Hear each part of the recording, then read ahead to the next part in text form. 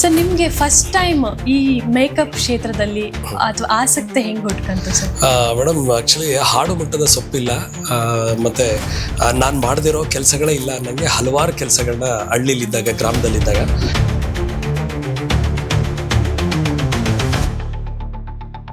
ಹೆಣ್ಮಕ್ಳಿಗೆ ಅಲಂಕಾರ ಮಾಡೋದು, ದೇವ್ರಿಗೆ ಅಲಂಕಾರ ಮಾಡೋದು ಎರಡು ಒಂದೇ ಅನ್ನೋದು ನಾನು ಭಾವಿಸಿದ್ದೀನಿ. ಆಕ್ಚುಲಿ ಇಲ್ಲಿ ಬಂದಾಗ ಶೂಟಿಂಗ್ ಅಂದ್ರೆ ಹೀಗಿರುತ್ತೆ, ನಾವು ಬೆಳಗ್ಗೆ ಎದ್ದು ಹೋಗ್ಬೇಕು, ಮತ್ತೆ ನೈಟ್ ಪ್ಯಾಕಪ್ ಆಗದೆ 11 ಗಂಟೆ 10 ಗಂಟೆ. ನಮ್ಮ ತಂದೆ ಮೇಲೆ ಸಿಕ್ಕಾಬಟ್ಟೆ ನನ್ನ ಕ್ರಶು, ಲವ್, ಗೌರವ, ಪ್ರೀತಿ ಇದೆಲ್ಲ ಜಾಸ್ತಿ ಅಂತ. ಯಾಕೆಂದ್ರೆ ಉಳಿಪೆಟ್ಟನ್ನ ಪೆಟ್ಟು ಅನ್ಕೊಂಡ್ರೆ ಯಾವ ಕಲ್ಲು ಶಿಲೆ ಆಗಲ್ಲ, ನೇಗ್ಲು ಉಳೋದನ್ನ ನೋವು ಅನ್ಕೊಂಡ್ರೆ ಯಾವ ಭೂಮಿನೂ ಫಲ ಕೊಡಲ್ಲ. ತಂದೆ ತಾಯಿ ಮಕ್ಕಳಿಗೆ ಒಡೆಯೋದನ್ನ ಬೈಯೋದನ್ನ ನೋವು ಅನ್ಕೊಂಡ್ರೆ ಯಾವ ಮಕ್ಕಳು ಉದ್ಧಾರನೇ ಆಗಲ್ಲ ಮೇಡಮ್. ಸರ್ ನೀವು ಬರೀ ಭಾರತ ಅಲ್ಲದೆ ವಿದೇಶಗಳಲ್ಲಿಯೂ ಮೇಕಪ್ ಮಾಡಿ ನಂಬರ್ 1 ಮೇಕಪ್ ಆರ್ಟಿಸ್ಟ್ ಅಂತ ಕರ್ಸ್ಕೊಂಡಿದ್ರು. ಯೋಗೀಶ್ ಅಂದ್ರೆ ಸೊ ಬರೀ ನ್ಯಾಷನಲ್ ಅಲ್ಲ, ಇಂಟರ್ ನ್ಯಾಷನಲ್ ಅಂತ ಒಂದಿದೆಯಲ್ಲ, ಇದೊಂದು ದುರಂತ. ನಾವು ಎಷ್ಟು ವರ್ಷ ಕೆಲಸ ಮಾಡ್ಲಿ, ಒಬ್ರು ಸ್ಟಾರು ಎಲ್ಲೋದ್ರು ನೀವು ನಮ್ಮ ಮೇಕಪ್ ಮ್ಯಾನು ನನಗೋಸ್ಕರ ಇಷ್ಟು ಜೀವನೇ ನಮಗೋಸ್ಕರ ದಣಿಸಿದ್ದಾನೆ ಅಂತ ಎಲ್ಲೂ ಹೆಮ್ಮೆಯಿಂದ ಹೇಳ್ಕೊಳಲ್ಲ ರೀ.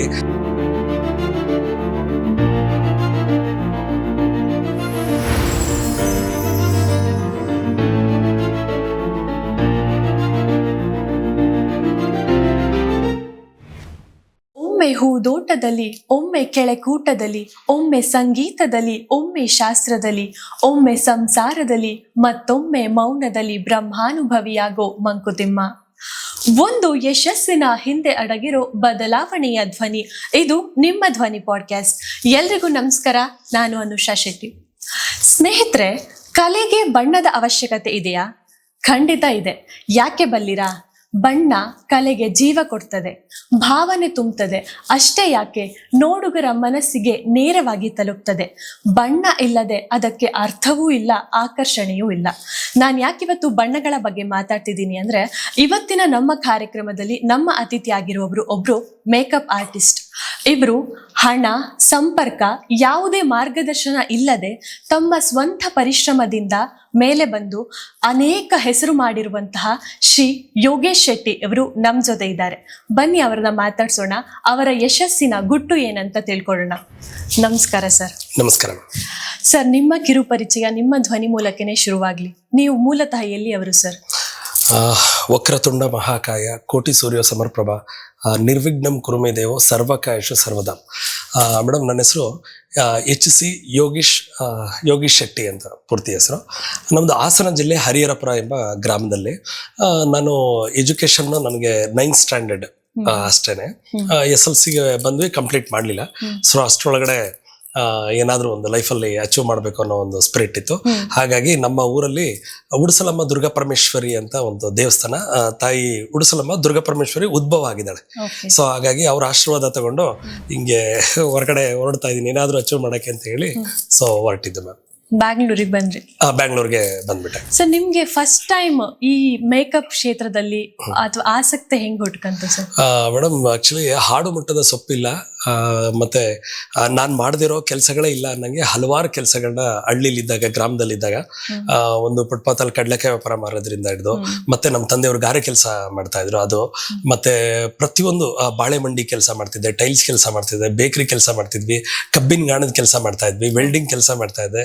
ಸೊ ಈ ತರ ಹಲವಾರು, ಒಂದು ಮನೆ ಫೌಂಡೇಶನ್ ಇಂದ ಹಿಡಿದು ಮನೆ ಫಿನಿಶ್ ಆಗೋವರೆಗೂ ಏನೆಲ್ಲ ಕೆಲಸಗಳು ಮಾಡ್ಬೇಕು ಇದನ್ನ ನಾನು ನಮ್ಮ ತಂದೆಯವರು ಮಾಡ್ತಾ ಇದ್ವಿ. ಸೊ ಅದೇ ಕೆಲಸ ಮಾಡ್ತಿದ್ದಿದ್ದು ಹಳ್ಳಿಲಿ. ಸೊ ಬೆಂಗಳೂರಿಗೆ ಬರಲೇಬೇಕಾಯ್ತು. ನಮ್ಮ ಅಕ್ಕ ಇದ್ರು, ಅಣ್ಣ ಇದ್ರು, ಅಕ್ಕನ ಮದುವೆ ಮಾಡ್ಬೇಕಾಗಿತ್ತು, ಇಡೀ ಸಂಸಾರದ ಜವಾಬ್ದಾರಿ ಇತ್ತು. ಲೈಫಲ್ಲಿ ಕೆಲವರು ಹಿರಿಕರು ಹೇಳ್ತಾ ಇದ್ರು, ಸಾಯೋದ್ರೊಳಗಡೆ ಏನಾದ್ರೂ ಒಂದು ಸಾಧನೆ ಮಾಡ್ಬೇಕು ಅಂತ ಹೇಳ್ತಾ ಇದ್ರು. ಅದನ್ನ ಒಂದು ಸ್ಪಾರ್ಕ್ ಆಗಿ ಇಟ್ಕೊಂಡು ಚಿಕ್ಕ ವಯಸ್ಸಲ್ಲೇನೆ ತಂದೆ ತಾಯಿ ನಮಗೆ ಏನ್ ಮಾಡಿದ್ರು ಅನ್ನೋದಕ್ಕಿಂತ ನಾವು ತಂದೆ ತಾಯಿಗೆ ಏನ್ ಮಾಡಿದ್ವಿ ಅನ್ನೋ ಒಂದು ಸ್ಪಿರಿಟ್ ಅನ್ನ ಇಟ್ಕೊಂಡು ಬೆಂಗಳೂರಿಗೆ ಕಾಲಿಟ್ವಿ. ಬೆಂಗಳೂರಿಗೆ ಕಾಲಿಟ್ಟಾಗ ನಾನು ಇಲ್ಲೂ ಹಲವಾರು ಜನ್ಮದ ಜೋಡಿ ಸಿನಿಮಾ ರಿಲೀಸ್ ಆಗಿತ್ತು ಮೇಡಮ್. ಶಿವಣ್ಣಂದು ಗೋವರ್ಧನಲ್ಲಿ ಯಶವಂತಪುರದಲ್ಲಿ ಕಟೌಟ್ ಹಾಕಿದ್ರು. ಆಕ್ಚುಲಿ ಇದು ನಾನು ಹೇಳ್ತಾ ಇರೋದು ಹೆಚ್ಚು ಕಮ್ಮಿ 27 ವರ್ಷ ಹಿಂದೆನೆ ಇದಾಗಿದ್ದು. ಸೊ ಅವಾಗ್ಲೇ ನಾನು ಇಲ್ಲಿ ಫಿಲ್ಮ್ ಇಂಡಸ್ಟ್ರಿಗೆ ಬಂದಿದ್ದು. ಫಸ್ಟ್ ಬಂದಿದ್ದು ಅಭಿ ಶೂಟಿಂಗ್ ನಡೀತಾ ಇತ್ತು, ಏಕಾಂಗಿ ಪಿಕ್ಚರ್ ಶೂಟಿಂಗ್ ಸೆಟ್ ಹಾಕಿದ್ರು ರವಿಚಂದ್ರನ್ ಅವ್ರದ್ದು. ಅಲ್ಲಿ ನಾನು ಅವಾಗ ಇಂಡಸ್ಟ್ರಿಗೆ ಎಂಟ್ರಿ, ಫಿಲ್ಮ್ ಇಂಡಸ್ಟ್ರಿಗೆ ಬಂದಾಗ ನನಗೆ 10 ರೂಪಾಯಿ ಸಂಬಳದಿಂದ ಸ್ಟಾರ್ಟ್ ಆಗಿದ್ದು ನನ್ನ ಜರ್ನಿ. ಸರ್ ಇವಾಗ ಇಲ್ಲಿಗೆ ಬಂದು ಮೇಕಪ್ ಕ್ಷೇತ್ರನೇ ಯಾಕೆ ಆಯ್ಕೆ ಮಾಡ್ಕೊಂಡ್ರಿ? ಅಲ್ಲಿ ತುಂಬಾ ಆಪ್ಷನ್ಸ್ ಇದ್ದಿದ್ದು. ಹೌದು ತುಂಬಾ ಇತ್ತು. ಅಂದ್ರೆ ಅವಾಗ ಏನಾಗಿತ್ತು ಅಂತಂದ್ರೆ ಮೇಡಮ್, ನಮಗೆ ಒಂದೊಂದು ನಾವು ಹಳ್ಳಿಲಿ ಬೆಳೆದಿದ್ದ ವಾತಾವರಣ ಹೇಗಿತ್ತು ಅಂದ್ರೆ ತುಂಬಾ ಕಷ್ಟ ಆಯ್ತು. ಕಷ್ಟ ಅಂದ್ರೆ ಒಂದೊತ್ತು ಊಟಕ್ಕೂ ಸಮಸ್ಯೆ ಅನ್ನೋ ತರ ಕಿತ್ತು ತಿನ್ನೋ ಬಡತನ, ಸಿಕ್ಕಾಬಟ್ಟೆ ಕಡ್ಬಡತನ ಆಯ್ತು.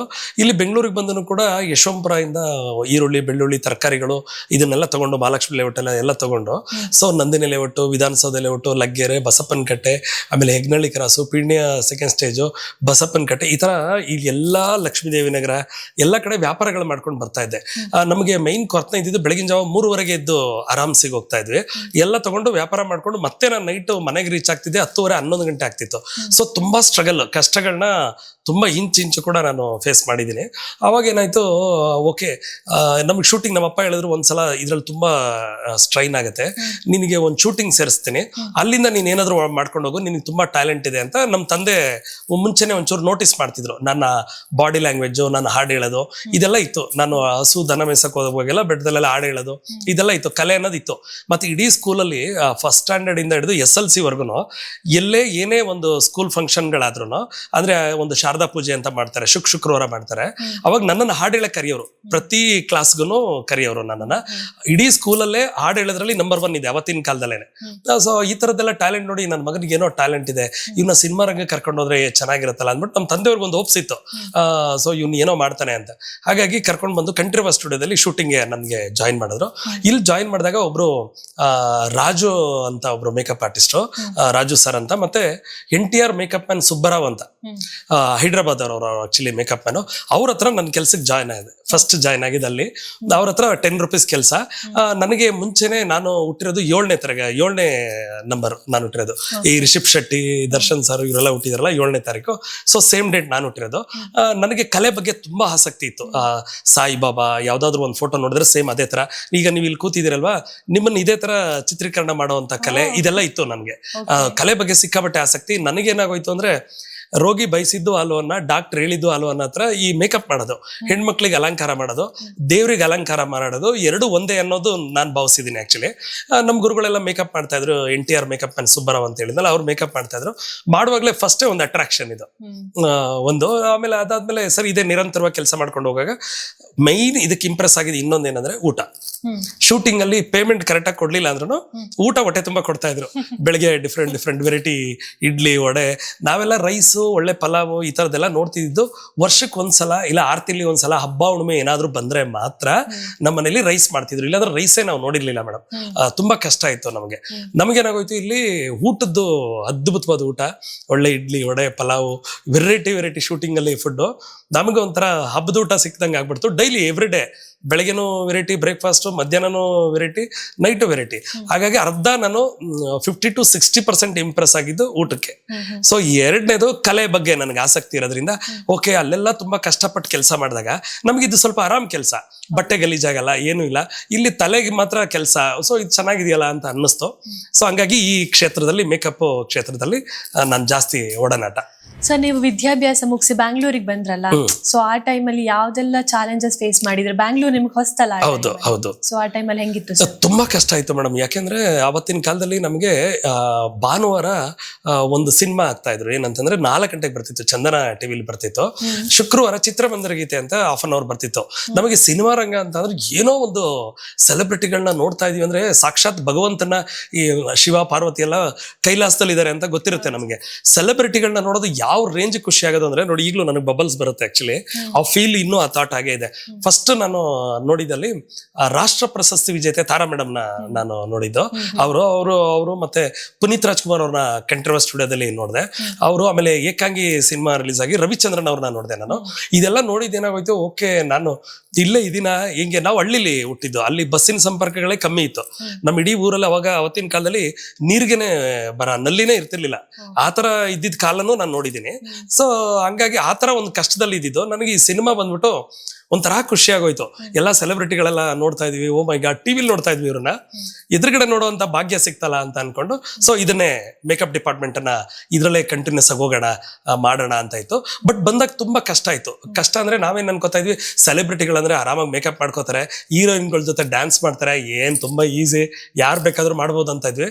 ಬಟ್ ಇಲ್ಲ, ನಾವು ಇಲ್ಲಿ ಬಂದ್ಮೇಲೆ ಗೊತ್ತಾಯ್ತು, ಇಲ್ಲಿ ಏನು ಒಂದು lighting, suggestion shot, dialogue, page ಗಟ್ಲೆ ಡೈಲಾಗ್ಗಳು ಹೇಳ್ಬೇಕು, ಆಮೇಲೆ ಆಕ್ಟಿಂಗ್ ಸ್ಕಿಲ್ಲು, ಓ ಮೈ ಗಾಡ್, ನಾವ್ ಅನ್ಕೊಂಡಂಗಲ್ಲ ಸಿನಿಮಾ ರಂಗ ಇಲ್ಲಿ ಬಂದ್ಮೇಲೆ ಗೊತ್ತಾಗುತ್ತೆ. ಮತ್ತೆ ಇದ್ರಲ್ಲೆಲ್ಲ ಲಿಮಿಟ್ ಟೈಮ್ ಇಟ್ಕೊಂಡು ಯಾರು ಕೆಲಸ ಮಾಡಕ್ಕಾಗಲ್ಲ. ನಾವು ಬೆಳಗಿನ ಜಾವ 6 ಗಂಟೆಗೆ ಶೂಟಿಂಗ್ ಸ್ಪಾಟ್ ಅಲ್ಲಿ ಇರ್ಬೇಕು ಅಂದ್ರೆ ನಾವು 3:30 ಮನೆಗೆದ್ದು ಸೊ ಮುಗಿಸ್ಕೊಂಡು ಅಲ್ಲಿಂದ 2 ಕಿಲೋಮೀಟರ್ ಪೀಣ್ಯ ಸೆಕೆಂಡ್ ಸ್ಟೇಜ್ಗೆ ರಾಜಗೋಪಾಲ್ ನಗರ ನಾವ್ ಇದ್ದಿದ್ದು, 2 ಕಿಲೋಮೀಟರ್ ಅಲ್ಲಿಗೆ ನಡ್ಕೊಂಡು ಓಡೋಡಿ ಬರ್ತಾ ಇದ್ವಿ. ಆ ಬಸ್ ಕಂಡಕ್ಟರ್ ನಾನೇ ಬಂದು ಎಬರಿಸ್ತದೆ, ಅಣ್ಣ ಎದೇಳಿ ಅಣ್ಣ ಅಂತ. ಆಮೇಲೆ ಅವ್ರು ಟಕ್ಕನ್ ಬಿಟ್ಟು ರಪ್ಪ ಅಂತ ಒಂದು 4:45ಗೆ 5 ಗಂಟೆಗೆ ಬಸ್ಸನ್ನ ತೆಗೆಯೋರು. 3:15 ನಟರಾಜ ಥಿಯೇಟರ್ ಮಂತ್ರಿ ಮಾಲ್ ಇದೆಯಲ್ಲ, ಅಲ್ಲಿ ಬಿಟ್ಬಿಡೋರು. ಅಲ್ಲಿಂದ 2 ಕಿಲೋಮೀಟರ್ ರೈಸ್ ಕೋರ್ಸ್ ವರೆಗೂ ಓಡೋಗ್ಬೇಕಿತ್ತು ನಾನು. ಯಾಕೆಂದ್ರೆ ಅವತ್ತಿನ ಕಾಲದಲ್ಲಿ ಟಾಟಾ ಸುಮಾ ಸಿಕ್ಕಾಬಟ್ಟೆ ಹವಾ ಇತ್ತು ಅವಾಗ. ಟಾಟಾ ಸುಮಗಳ ಕಾರ್ ಅಂತಂದ್ರೆ ಅದೊಂದು ಟಾಟಾ ಸುಮಾ, ಮತ್ತೆ ಇನ್ನೊಂದು ಅಂಬಾಸಿಡರ್ ಕಾರ್ ಅಂತ ಬರುತ್ತೆ, ಅದಿತ್ತು. ಅದ್ರಲ್ಲಿ ಬಿಟ್ಟೋಗ್ಬಿಡೋರು ನಮ್ಮನ್ನ. 6 ಗಂಟೆಗೆ ಅಲ್ಲಿ ಶೂಟಿಂಗ್ ಸ್ಪಾಟ್ ಇದ್ರಲ್ಲಿ ಇರ್ಬೇಕು ನಾವು, ETV ಆಫೀಸ್ ಅಂತ ಇತ್ತು, ಅಲ್ಲಿ ಇರ್ಬೇಕು. ಆವಾಗ ಸರಿ, ಹಿಂಗಾಗಿ ತುಂಬಾ ಅರ್ಲಿ ಮಾರ್ನಿಂಗ್ ನಮ್ದು ಮೈಂಡ್ ಅಲರ್ಟ್ ಆಗ್ಬಿಡ್ತಾ ಇತ್ತು. ಹಳ್ಳಿ ಕಡೆ ಎಲ್ಲ ಹೆಂಗೋ ನಿದ್ರೆ ಮಾಡ್ಕೊಂಡು ನೆಮ್ಮದಿಯಾಗಿ ಇರ್ತಾ ಇದ್ವಿ. ಹಾಸ್ಟೆಲ್ ಅಲ್ಲಿ ನಾನು ಓದಿದ್ದು, BCM ಹಾಸ್ಟೆಲ್ ಅಲ್ಲಿ ಓದಿದ್ದು. ಇಲ್ಲಿ ಬಂದಾಗ ಓ ಶೂಟಿಂಗ್ ಅಂದ್ರೆ ಹೀಗಿರುತ್ತೆ, ನಾವು ಬೆಳಗ್ಗೆ ಎದ್ದು ಹೋಗ್ಬೇಕು, ಮತ್ತೆ ನೈಟ್ ಪ್ಯಾಕಪ್ ಆಗದೆ 11 ಗಂಟೆ 10 ಗಂಟೆ, ಟೈಮಿಂಗೇ ಇರಲ್ಲ ಇಲ್ಲಿ. ಅವಾಗ ಮನುಷ್ಯ ಏನಾದ್ರೂ ಸಾಧಿಸ್ಬೇಕು ಅಂತಂದ್ರೆ ಟೈಮ್ ಇಟ್ಕೊಂಡು ಯಾರು ಕೆಲಸ ಮಾಡ್ತಾರೋ ಅವರು ಲಿಮಿಟ್ ಅಷ್ಟೇ ಬೆಳಿತಾರಂತೆ. ಟೈಮ್ ಕ್ರಾಸ್ ಮಾಡಿ ಯಾರು ಹಾರ್ಡ್ ವರ್ಕ್ ಮಾಡ್ತಾರೋ ಅವರು ಲಿಮಿಟ್ ಕ್ರಾಸ್ ಮಾಡಿ ಗ್ರೋತ್ ಆಗತ್ತೆ ಅನ್ನೋ ಒಂದು ಪಿಕ್ಚರ್ ಕ್ಲಾರಿಟಿ ಗೊತ್ತಾಯ್ತು. ಸೊ ಏನಾದ್ರೂ ಸರಿ, ಈ ಕ್ಷೇತ್ರಕ್ಕೆ ಕಾಲಿಟ್ಟಿದೀನಿ, ಇಲ್ಲಿ ಏನಾದ್ರೂ ಒಂದು ಅಚೀವ್ ಮಾಡ್ಲೇಬೇಕು ಅಂತ ಒಂದು ನಿರ್ಧಾರ ತಗೊಂಡು ಸೊ ಕಂಟಿನ್ಯೂ ಮಾಡ್ತೀನಿ. ಹಾಗೆ ಎಷ್ಟೇ ಸ್ಟ್ರಗಲ್ ಆದ್ರೂ ಫೇಸ್ ಮಾಡ್ಕೊಂಡು ಎಸ್ ಅದೊಂದು ಚಾಲೆಂಜ್ ಆಗ್ಬಿಟ್ಟಿತ್ತು ನಮ್ಗೆ. ಮತ್ತೆ ನಮಗೆ ಇದೆಲ್ಲ ಸೋಂಬೇರಿ ಕೆಲಸ ಅನ್ಸೋದು. ನಮ್ಗೆ ಏನ್ ಅನ್ಸೋದು, ಹಳ್ಳಿ ಕಡೆ ಎಲ್ಲ ನಮ್ಗೆಲ್ಲ ಹೇಗೆ ಅಂತಂದ್ರೆ ಬೆಳಗಿನ ಜಾವ 5 ಗಂಟೆಗೆದ್ದು ದನಗಳನ್ನೆಲ್ಲ ಹೊರಗಡೆ ಕಟ್ಟಾಕಿ, ಸಗಣಿಗಳು ಮತ್ತೆ ಹಸು ಗಂಜಲ ಎಲ್ಲ ಎತ್ಕೊಂಡೋಗಿ ಹೊಲಕ್ಕೆ ಹಾಕಿ 1 ಹುಲ್ ತಗೊಂಡ್ ಬಂದು ಮನೆಗೆ ಹಾಕಿ, ಅದಲ್ಲದೆ ಮತ್ತೆ ಬೆಟ್ಟಕ್ಕೆ ಹೋಗಿ 1 ಸೌದೆ ಎತ್ಕೊಬೇಕು, ಸೌದೆಗಳೆಲ್ಲ ಕಟ್ಕೊಂಡು ಹಾಕಿ ಅಲ್ಲಿಂದ 10:00 ಬಂದು ನಮಗ್ ಸ್ನಾನ ಎಲ್ಲ ಅವಾಗೆಲ್ಲ ವಾರಕ್ಕೊಂದ್ಸಲ 15 ದಿವಸಕ್ಕೊಂದ್ಸಲ ಸ್ನಾನ ಮಾಡ್ತಿದ್ದು. ಆಮೇಲೆ ಬೆಲ್ ಹೊಡೆದ್ ಬಿಡೋರು, 10:00 ಬೆಲ್ ಹೊಡೆದ್ ಬಿಡೋರು. ರಪ್ ಅಂತ ಸ್ಕೂಲ್ಗೆ ಓಡೋಗ್ಬಿಡ್ತಾ ಇದ್ವಿ ನಾವು. ಸ್ಕೂಲ್ಗೆ ಹೋಗಿ ಮತ್ತೆ ಮಧ್ಯಾಹ್ನ ಬಂದ್ರೆ 1 ಅವರ್ ಊಟ. ನಮಗೆ ಇಲ್ಲಿ ಸ್ಟ್ರೈನ್ ಆಗಿರೋದಲ್ಲ ಬೆಳಗ್ಗೆಯಿಂದ, ಅಲ್ಲಿ ಮೇಸ್ಟ್ಗಳನ್ನ ನೋಡಿದ್ರೆ ನಿದ್ರೆ ಬಂದ್ಬಿಡೋದು ನಮಗೆ. ಅವಾಗ ಒಡಸ್ಕೊಳಿವೋ, ಸಿಕ್ಕಾಬಟ್ಟೆ ಹೊಡಿಯೋರು, ಕೈ ಇಲ್ಲೆಲ್ಲ ಊತ ಬರಂಗಿಲ್ಲ. ಅವಾಗೆಲ್ಲ ಹಿಂದೆ ಹಿಂಗೆ ಟೇಬಲ್ ಮೇಲೆ ಇಟ್ಕೊಂಡು ಸಿಕ್ಕಾಬಟ್ಟೆ ಹೊಡಿಯೋರು. ನಮಗೆ ನಮ್ಮ ಗುರುಗಳು ಬೋರ್ನಳ್ಳಿ ಮಾಸ್ಟ್ರು ಅಂತ ಇದ್ರು, ಆಮೇಲೆ ಕರಿಗೌಡ್ರು ಅಂತ ಇದ್ರು. ಅವರೆಲ್ಲ ಹೊಡೆದಿರೋ ಮಾರ್ಕ್ ಇನ್ನೂ ಹೋಗಿಲ್ಲ ನನಗೆ, ಸ್ಟಿಲ್ ಆ ರೇಂಜಿಗೆ ಹೊಡಿತಾ ಇದ್ರು. ನಿದ್ರೆ ಸ್ವಲ್ಪ ನಾನು ಜಾಸ್ತಿ ಅಂದ್ರೆ ಬೆಳಿಗ್ಗೆಲೆ ಕೆಲಸ ಸ್ಟಾರ್ಟ್ ಮಾಡ್ಬಿಡುವಿನಲ್ಲ. ಆಮೇಲೆ ಸಂಜೆ 4 o'clock ಬಂದ್ರು ಕೂಡ ದನಗಳಿಗೆ ಬೆಟ್ಟಕ್ಕೆ ದನಗಳನ್ನ ಓಡಿಸ್ತಿದ್ವಿ. ಅದನ್ನ ಬರುವಾಗ 2 ಮಂಕ್ರಿ ಸಗಣಿನ ತಗೊಂಡ್ ಬಂದು ತಿಪ್ಪೆಗೆ ಹಾಕಿದ್ರೆ ನಮ್ಮ ಮನೇಲಿ ಊಟ ಕೊಡೋರು. ಇಲ್ಲ ಅಂದ್ರೆ ಹುಚ್ಚನಾಯಿ ಹೊಡೆದಂಗೆ ಹೊಡೆಯೋರು. ನಮ್ಮ ಇಡೀ ಊರಲ್ಲಿ ನನಗ್ ನಮ್ಮ ತಂದೆ ಹೊಡೆದಂಗೆ ಇನ್ಯಾರು ಹೊಡಿತಿರ್ಲಿಲ್ಲ. ನಮ್ಮ ತಂದೆ ಮೇಲೆ ಸಿಕ್ಕಾಬಟ್ಟೆ ನನ್ನ ಕ್ರಶ್, ಲವ್, ಗೌರವ, ಪ್ರೀತಿ ಇದೆಲ್ಲ ಜಾಸ್ತಿ ಅಂತ. ಯಾಕೆ ಅಂದ್ರೆ ಉಳಿಪೆಟ್ಟನ್ನ ಪೆಟ್ಟು ಅನ್ಕೊಂಡ್ರೆ ಯಾವ ಕಲ್ಲು ಶಿಲೆ ಆಗಲ್ಲ, ನೇಗ್ಲು ಉಳೋದನ್ನ ನೋವು ಅನ್ಕೊಂಡ್ರೆ ಯಾವ ಭೂಮಿನೂ ಫಲ ಕೊಡಲ್ಲ. ತಂದೆ ತಾಯಿ ಮಕ್ಳಿಗೆ ಹೊಡಿಯೋದನ್ನ ಬೈಯೋದನ್ನ ನೋವು ಅನ್ಕೊಂಡ್ರೆ ಯಾವ ಮಕ್ಳು ಉದ್ಧಾರನೇ ಆಗಲ್ಲ ಮೇಡಮ್. ಇದು ನನ್ನ ಒಂದು ಅನುಭವದ ಮಾತು. ಇವತ್ತು ನನ್ನ ಲೈಫಲ್ಲಿ ನಾನೊಬ್ಬ ತಳದಿಂದ ಬಿಡದವ್ರಿಗೂ ಹೀರೋ ಆಗಿ ನಿಂತಿದ್ದೀನಿ ಅಂತಂದ್ರೆ ರಿಯಲ್ ಲೈಫಲ್ಲಿ ಕೂಡ 100 ರೂಪೀಸ್ ನೋಟು ಕೂಡ ತಗೊಳ್ಳದೆ ನಾನು ಬದುಕ್ತಾ ಇದ್ದೀನಿ. ಆ ತರ ಒಂದು ಹೆಗ್ಗಳಿಕೆನ ನನ್ನ ತಂದೆ ಕೊಟ್ಟರಲ್ಲ, ಅವ್ರು ದುಡ್ಡು ಕೊಟ್ಬಿಟ್ಟಿದ್ರೆ ನನಗೊಂದು ಅಸಹ್ಯ ಆಗಿರೋದು, ಅವ್ರ ದುಡ್ಡಲ್ಲಿ ನಾನು ಬದುಕ್ತಾ ಇದ್ದೀನಿ ಅಂತ. ನಾನು ಇಂಡಿಪೆಂಡೆಂಟ್ ಆಗಿ ಜೀವನ ಮಾಡುವಂತ ಚಿಕ್ಕ ವಯಸ್ಸಲ್ಲೇ ತುಂಬಾ ಬೈದು ಹೊಡೆದು ತುಂಬಾ ಅವಮಾನ ಮಾಡಿ ಹೋಗೋ ಬೋಳಿ ಮಗನೆ ಅಂತ ಎಲ್ಲ ಅವ್ರದ್ದು ಸ್ಟೈಲೇ ಬೇರೆ ಮೇಡಮ್. ಹಳ್ಳಿ ಡೈಲಾಗ್ ಕೇಳ್ಬಿಟ್ರೆ ನೀವು 2 ಕಿವಿಗೆ ಹತ್ತಿ ತಿರ್ಕೊಂಡ್ಬಿಡ್ತೀರಾ, ಕಷ್ಟ ಆಗತ್ತೆ. ಸೊ ಆ ಥರ ಎಲ್ಲ ಡೈಲಾಗ್ಗಳನ್ನ ಕೇಳ್ಕೊಂಡು ನಾವು ಬೆಳೆದಿದ್ದು. ಬಟ್ ನಮ್ಮ ತಂದೆಯವ್ರದ್ದು ನಾನು ಆಕ್ಚುಲಿ ಏನಾದ್ರೂ ಒಂದು ಇತ್ತೀಚಿನ ದಿನಗಳಲ್ಲಿ ದೊಡ್ಡ ಸಾಧನೆ ಮಾಡಿದೀನಿ ಅಂದ್ರೆ ನಾನು ತುಂಬಾ ಕಡೆ ಹೇಳ್ತಾ ಇರ್ತೀನಿ. ಏನಂತಂದ್ರೆ ಎಷ್ಟೇ ದೊಡ್ಡ ಸಿನಿಮಾಗಳನ್ನ ಹಾಲಿವುಡ್, ಟಾಲಿವುಡ್, ಸಾಲಿವುಡ್ ಎಂತ ಸಿನಿಮಾಗಳನ್ನ ನೋಡಿದ್ರು ತಂದೆಗಿಂತ ಒಂದು ಬ್ಯೂಟಿಫುಲ್ ಸೂಪರ್ ಸ್ಟಾರ್ ಹೀರೋ ಸಿಗದೇ ಇಲ್ವಂತೆ. ಎಷ್ಟೇ ಪುಣ್ಯ ಕ್ಷೇತ್ರಗಳನ್ನ ನಾವು ಸುತ್ತಿದ್ರು ತಾಯಿಗಿಂತ ದೇವರು ಸಿಗಲ್ವಂತೆ. ಸೊ ಈ ಮಾತೆಲ್ಲ ಅದ್ಭುತ ಅಂತ ಅನ್ಸುತ್ತೆ ನನಗೆ. ನನ್ನ ಲೈಫಲ್ಲಿ ಅದನ್ನ ರಿಯಲ್ ಮಾಡ್ಕೊಂಡಿದ್ದೀನಿ. ಅದೊಂದು ಖುಷಿ ಇದೆ ಮ್ಯಾಮ್. ಹಾಗಾದ್ರೆ ನೀವು ಇಲ್ಲಿವರೆಗಿನ ಪಯಣ ಸುಲಭವಾಗಿರ್ಲಿಲ್ಲ ಅಂತ ಗೊತ್ತಾಯ್ತು ಸರ್. ಸೊ ನೀವು ಸುಮಾರು 24 ವರ್ಷಗಳಿಂದ ಅಂದ್ರೆ 150ಕ್ಕೂ ಹೆಚ್ಚು ಕನ್ನಡ, ತಮಿಳು, ತೆಲುಗು, ಹಿಂದಿ ಸಿನಿಮಾಗಳೆಲ್ಲ ಕೆಲಸ ಮಾಡಿದ್ದೀರಾ. ಅದ್ರ ಅನುಭವ ಹೆಂಗಿತ್ತು ಸರ್? ಸಖತ್ ಬ್ಯೂಟಿಫುಲ್ ಆಗಿತ್ತು ಮ್ಯಾಮ್. ಹೇಗೆ ಅಂದ್ರೆ ನಾವು ಅನ್ಕೊಂಡಿದ್ದೇನಂದ್ರೆ ಬೆಂಗಳೂರಲ್ಲಿ ಬಂದು ಕನ್ನಡ ಇಂಡಸ್ಟ್ರಿಯಲ್ಲಿ ಕೆಲಸ ಮಾಡೋದೇ ಒಂದು ಸ್ವರ್ಗ ಅನ್ಕೊಂಡಿದ್ವಿ. ಆಮೇಲೆ ಅದ್ರಲ್ಲೂ ಈಗ ಬೇರೆ ರಾಜ್ಯಕ್ಕೆ ಹೋಗಿ ಮಾಡೋದಿದೆಯಲ್ಲ, ಒಂದು ತೆಲುಗು ಸಿನಿಮಾ ಮಾಡಿದೆ, ಆಮೇಲೆ ತುಳು ಸಿನಿಮಾ ಮಾಡಿದೆ ಮಂಗಳೂರು ಕಡೆ, ಆ ಕಡೆ ಹೋಗಿ ಕೋಟಿ ಚೆನ್ನಯ್ಯ ಅಂತ ಒಂದು 400 ವರ್ಷಗಳ ಹಿಂದಿನ ಕಥೆಗಳನ್ನ ಮಾಡಿದ್ವಿ.